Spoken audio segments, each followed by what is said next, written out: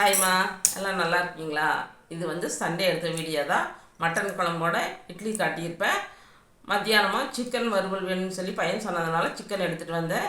சரி, இது மண் சட்டியில் ட்ரை பண்ணலான்னு சொல்லிட்டு மண் பாத்திரத்தில் சிக்கன் வறுவல் பண்ணியிருக்கிறேன். எப்படி பண்ணுறேன்னு சொல்லிட்டு பார்க்கலாம். வீடியோக்குள்ளே வாங்க. சிக்கனை என் மருமக தாங்க கழுவி கொடுத்தா. ஒரு 2-3 தடவை மஞ்சத்தூள் போட்டு நல்லா அலாசி சுத்தப்படுத்தி கொடுத்துட்டா. அப்புறம் அதை ஒரு வடச்சட்டியில் போட்டு ஒரு பெரிய வெங்காயம் ஒரு 2 அணம் நல்லா பொடிசாக கட் பண்ணி அதில் சேர்த்துக்கிட்டு மிளகாத்தூள், மஞ்சத்தூள், மல்லித்தூள், சீரகத்தூள், கறி மசால் பொடி, கொஞ்சமாக கலருக்காக காஷ்மீர் சில்லி, கொஞ்சம் குருமிளகுத்தூளும் சேர்த்து 4 ஸ்பூனு தயிரையும் சேர்த்து நான் மிக்ஸ் பண்ணி ஒரு அரை மணி நேரம் நான் ரெஸ்ட் விட்டுட்டேன். அரை மணி நேரம் மூடி வச்சுட்டேன். அரை மணி நேரம் கழித்து தான் நான் வந்து புதுசாக வாங்கின மண் சட்டியில் செய்யலான்னு சொல்லிட்டு மண் பாத்திரத்தை அடுப்பில் வச்சுருக்கேன். என்னம்மா காலையிலேயே மட்டன் குழம்பு வச்சுட்டீங்க, அப்புறம் மறுபடியும் என்னமோ செஞ்சிட்ருக்கீங்க? தம்பி சிக்கன் வேணும்னு சொல்லிட்டு சிக்கன் எடுத்துகிட்டு வந்தாங்களா, சரி அதையே பெரட்டி ஒரு அரை மணி நேரம் ஊற வச்சுருக்க சாமி. நம்ம புதுசாக வாங்கினா சட்டியில் தான் செய்யலான்னு சொல்லிட்டு சட்டி எடுத்து வச்சுருக்கேன். அப்படியா? ஆமாம் சாமி. இப்போ எல்லாம் சிக்கன் வந்து பாத்திரத்தில் எல்லாம் கலக்கி வச்சுருக்கீங்க போல்? ஆமாம், எல்லாம் கலக்கி ஒரு அரை மணி நேரமாக மூடி வச்சுருக்கேன் ஊருட்டுன்னு சொல்லிட்டு. இனிமேல் தான் செய்யணும்.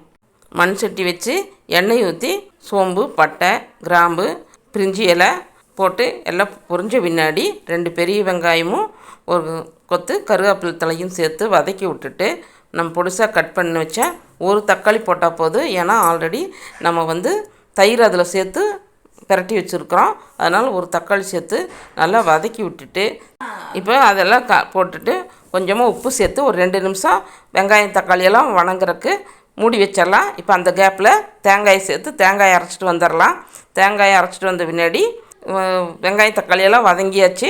இப்போ நம்ம அரை மணி நேரம் ஊற வச்ச சிக்கனை எடுத்து அதில் சேர்த்து ஒரு 2 நிமிஷம் நல்லா மிக்ஸ் பண்ணி விட்டுட்டு தேவையான அளவு தண்ணி சேர்த்துக்கிட்டு நல்லா மிக்ஸ் பண்ணி ஒரு 10 நிமிஷம் அப்படியே மூடி வச்சிடலாம். இப்போ 10 நிமிஷம் கழித்து நம்ம ஓப்பன் பண்ணி பார்த்தோம்னா நல்லா ட்ரை ஆகியிருக்கும். இந்த சமயத்தில் நம்ம அரைச்சி வச்ச தேங்காய் விழுது சேர்த்து அது கூட உப்பு காரெல்லாம் செக் பண்ணிவிட்டு திருப்பி ஒரு 2-3 நிமிஷம் மூடி வச்சோம்னா வெந்திருக்கும். நல்லா தண்ணியெல்லாம் சுண்டி கிரேவி பார்த்து வந்திருக்கும். இந்த சமயத்தில் மல்லித்தழையை நம்ம போட்டு இறக்கணும்னா சுவையான சூப்பரான சிக்கன் கிரேவி ரெடி.